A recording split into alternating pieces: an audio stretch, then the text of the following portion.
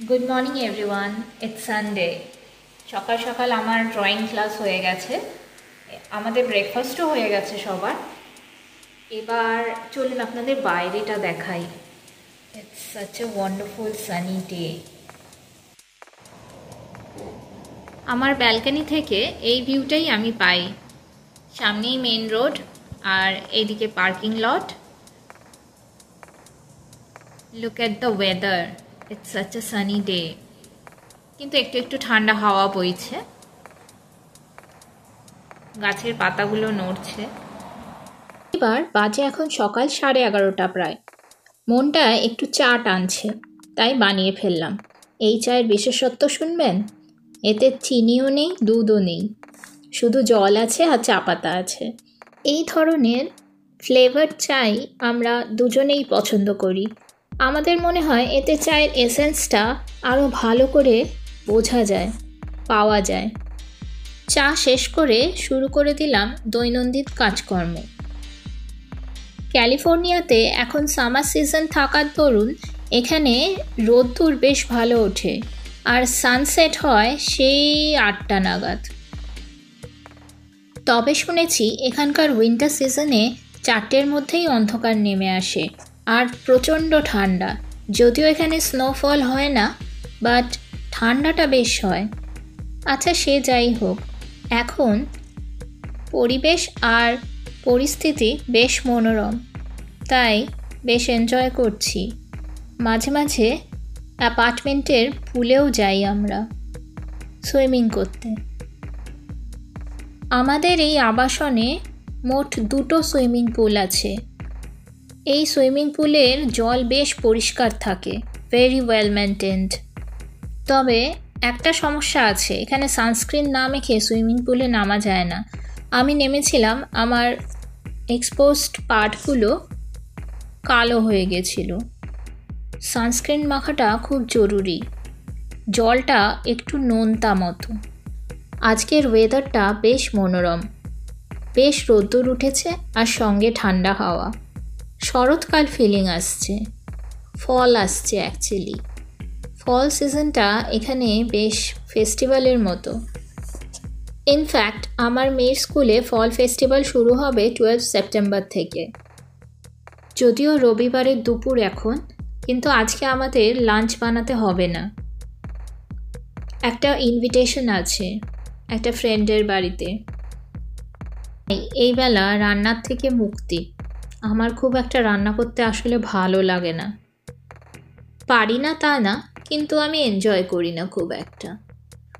আপনাদের সাথে কথা বলতে বলতে সকালে ব্রেকফাস্টের উচ্ছিষ্ট বাসনগুলো ধুয়ে নিলাম। কাজটা শেষ হলো, তারপর অন্যান্য হাউসহোল্ড চোর্সগুলো আজকেই করে রাখবো।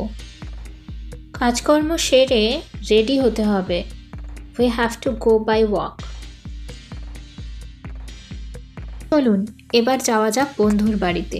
স্নান টান করে মেয়েকে রেডি করে নিজে রেডি হয়ে চলে এসেছি বন্ধুর বাড়িতে।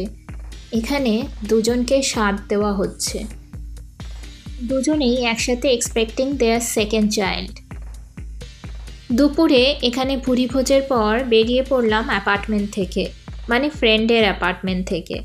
একটু ওয়াক করে নিই, বাড়ি গিয়ে 1 কাপ চা। আমার আবার বিকেলে 1 কাপ চা না হলে হয় না। শুরু করে দিয়েছি ডিনারের প্রিপারেশন। দুপুরে যেহেতু অনেক খাওয়া হয়েছে, তাই ডিনারে হালকা লাউয়ের তরকারি করা হবে। আগামীকাল লাঞ্চের জন্য কিছু বানিয়ে রাখতে হবে। আগের ভিডিওতে বলেছি আমি আগের দিন রাত্রেই লাঞ্চটা বানিয়ে রাখি। শুধু ভাত কিংবা রুটি যেটা যে খাবে সেটা তখন গরম গরম বানানো হয়। কাল থেকে আবার সেই স্কুল আর অফিস। টাইমে বাঁধা জীবন। মেয়েকে সকাল সকাল ঘুম থেকে উঠতে হয়, তাই ওকে তাড়াতাড়ি খেতে বসিয়ে দিই। লাউটা করে আমি তাড়াতাড়ি খেতে বসিয়ে দেব, আর ও খেতে থাকবে। আমি তখন পরের দিনের লাঞ্চের এগ কারিটা করে নেব। দুপুরের খাওয়া দাওয়ার পর I am feeling very heavy, তো আমি আর ডিনার করব না আজকে। শুধু আমার হাজব্যান্ড আর মেয়ে। মেয়েকে ডিনারে বসিয়ে দিয়েছি। এবার আমি এগ কারির প্রিপারেশন শুরু করে দিয়েছি। এখানকার পেঁয়াজে যা ঝাঁঝ হয় যে কি বলবো। এগুলো ছোট পেঁয়াজ, জেনারেলি এখানে বেশ বড় বড় পেঁয়াজ পাওয়া যায়। এত বড় পেঁয়াজ তো একটা তরকারিতে পুরো লাগে না, তাই অর্ধেক করে ইউজ করতে হয়। কিন্তু অর্ধেক পেঁয়াজ তো আবার রাখাও উচিত না কেটে, এয়ারের সাথে কন্ট্যাক্টে এলে কন্টামিনেটেড হয়ে যায়। তাই আমি বুঝতে পারি না যে কি করে করব। কীভাবে পুরো পেঁয়াজের সদ্ব্যবহার করব সেটা আমি জানি না। যাই হোক, আপাতত এইভাবে চালাচ্ছি আর চেষ্টা করি এয়ারটাইট কৌটোর মধ্যে বাকি অর্ধেক পেঁয়াজ রেখে দিতে।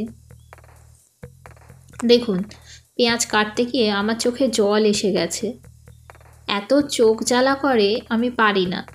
বুঝতেই পারছেন আমার রান্নার অভ্যেস নেই। এইভাবেই চোখের জল ফেলতে ফেলতে আমি রাত্রের ডিনার আর নেক্সট ডের লাঞ্চ প্রিপেয়ার করি এভরিডে। যাই হোক, এই হলো আমাদের সারাদিন। রান্নাবান্না সেরে আমি এবার ঘুমোতে যাব। তার আগে আমাদের রোজকার রুটিনে রয়েছে ইন্ডিয়াতে কল করা, বাবা মাদের শরীর স্বাস্থ্য সম্বন্ধে খোঁজ নেওয়া। হায় রে, বিদেশে এসে চোখের জল ফেলছি, কি অবস্থা আমার। ইন্ডিয়াতে বাবা মাদের খোঁজ খবর নিয়ে এবার আমার দিন শেষ হয়ে যাবে। এইভাবে আমার এই রবিবারটা কেটে গেল। তো that was it for today's video guys. আবার দেখা হবে পরে কোনো এক ভিডিওতে, আবার নতুন একটা সময়, নতুন একটা দিনে। ধন্যবাদ।